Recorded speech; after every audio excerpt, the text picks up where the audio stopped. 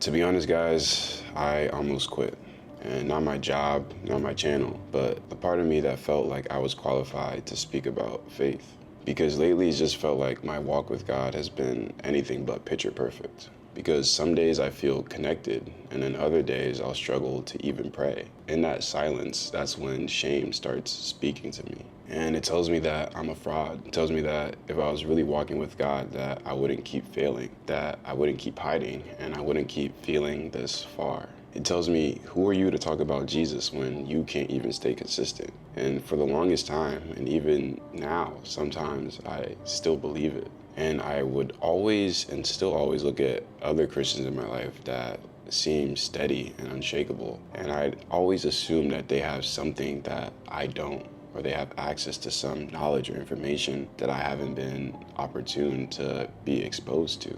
Some secret practice or some next level discipline, or maybe some favor from above that I haven't earned yet. But a question I've started to ask myself is, what if their consistency isn't about strength at all? What if the real difference is surrender? Because the more I talk to them, the more I realize that they're not better Christians, they've just stopped performing.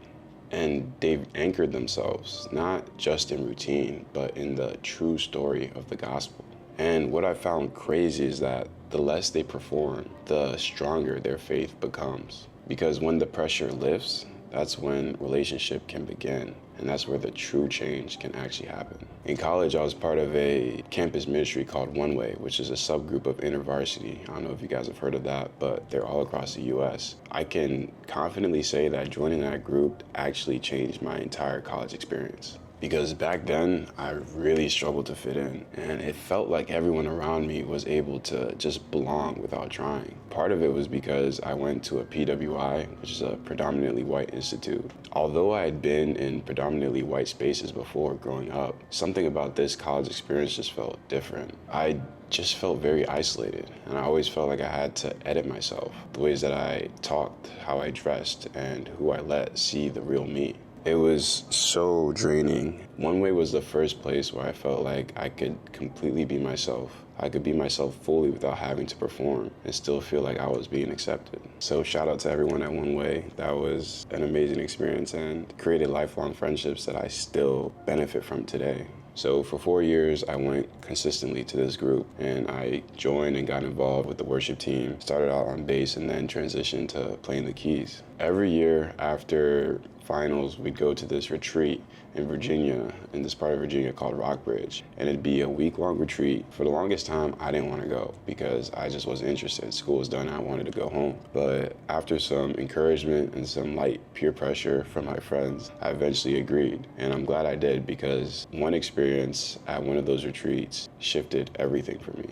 It was one of the worship nights. We were worshiping, and then they felt led to ask people to come up for prayer. And I felt a pull, so I decided to go up and seek prayer, even though I didn't really know what I wanted prayer for. And the room was dark. I remember everyone was worshiping. They had the keys going, the music going, the atmosphere was amazing. I remember seeing this lady in the corner who was one of the people who was praying for everyone. And I walked up to her, and she looked at me with this strange look. She looked at me like she saw something in me that I had never seen in myself. And if I'm being honest, I was nervous because one of my biggest fears is walking up to one of these situations and someone just saying something crazy about me that I don't expect. So that's what was going on in my head, and I was like, man, I really don't know what to expect in this situation. So I was just very nervous and kind of hesitant to go, but I just felt the pull, so I was just obedient to it.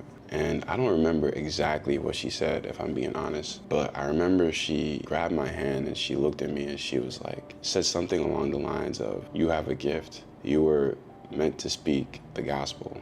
And in this moment, my heart literally sank. And it wasn't because I didn't love God, but because I did not in any way feel worthy for that. I didn't like public speaking. I didn't like anything that came with that type of calling. So it just caused me to feel anxious at the time. It just felt too heavy, too serious, and too holy for someone like me. For years after that moment, I just kind of blocked it out. I just ignored it because I didn't feel qualified. My life was messy, and I just thought that there was so many other people better suited for that type of mission. And part of me also thought that stepping into that would mean giving up the path that I was already on. But since then, what I've learned is that God's plans are so much more layered and expansive than we could ever imagine. Ministry isn't confined to just pulpits and Sunday service. It could look like this: creating YouTube videos, telling stories, and being faithful in my walk even when it's messy. When I made my first video on my faith, which was the monk mode video, I honestly made it for myself, and I did not expect it to get any type of traction. Seeing how the comments and how people were just blessed by hearing my story, even though it wasn't perfect, it made me realize that it's not up to me to create the impact. I just have to be faithful in doing what I feel led to do and sharing what I've been learning on this path, even though it hasn't been perfect. Because even when it's messy, I am still trying. My goal is to always to keep my heart aligned, trying to be more like David, a man after God's heart, who knew his flaws but never stopped that from keeping him from returning. Because life is good. Life can be very enjoyable, but I found that a life that isn't aligned with God's purpose, something always feels like it's missing. A life that is aligned with God's purpose, that is where true joy begins. So my goal with this video is simple: to help you stop striving and to help you stop hiding. Because the moment you do, you might discover your unfair advantage, which is a grace that chooses you before you're ready, a purpose that catches you mid-run, and a God that sees a version of you that you're afraid of becoming. So the first thing that I've been learning is that it's not about striving, it's about surrender. I used to think that being a good Christian meant doing everything right, praying more, reading my Bible more, and showing up to church every single Sunday like clockwork. The more I tried to perform, the more disconnected I felt. What finally shifted was when I realized that we are not saved by our performance.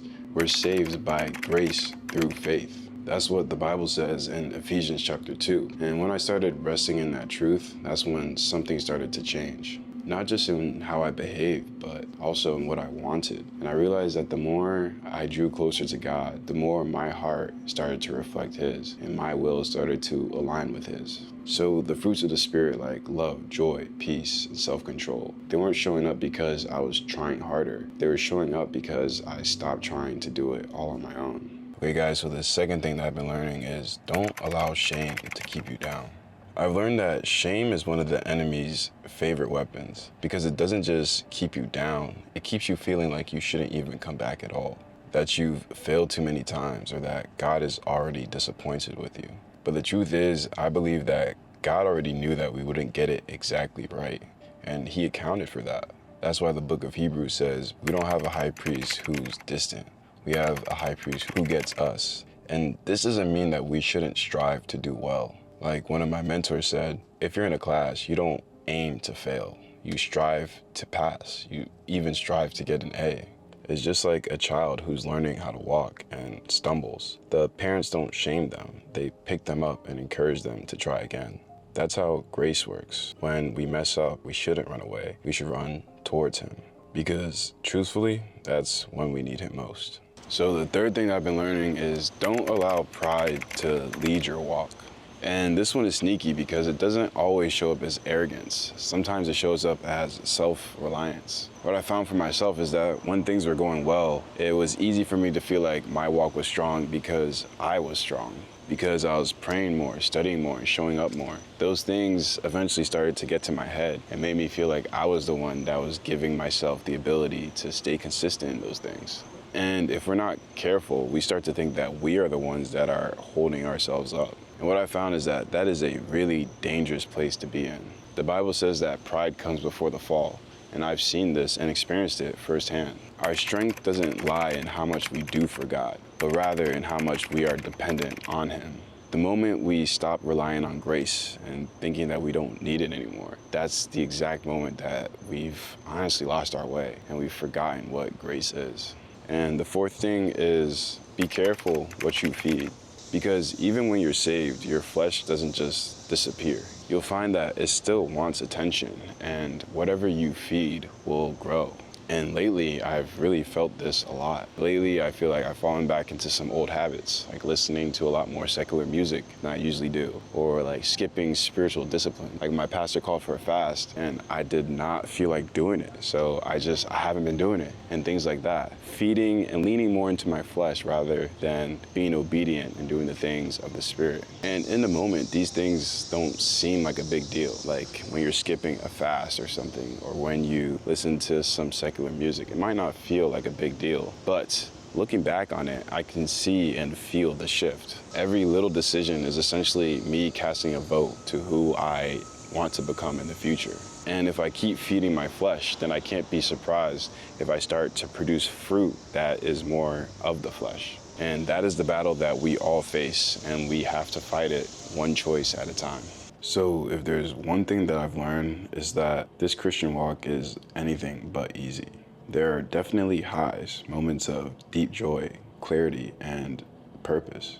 But there are also lows, feelings of silence, of regret, and this feeling like you've drifted too far. The good news is that we don't have to walk this journey alone. And as believers, we have what I like to call the unfair advantage, which is a grace that chooses us long before we feel qualified, and a God that doesn't ask for perfection, but for surrender. So if in this moment you're feeling discouraged, just try to remind yourself that you're not broken, you're not behind, you're just human.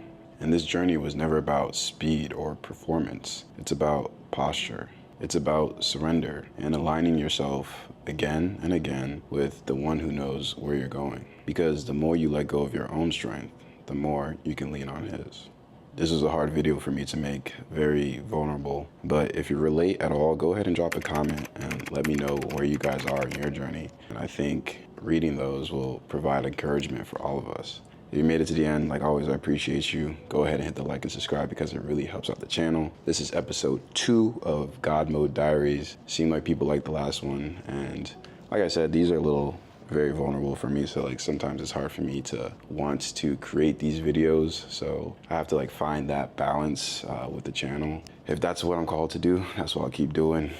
But like I said, I'll see you guys in the next video. Like always, don't drift.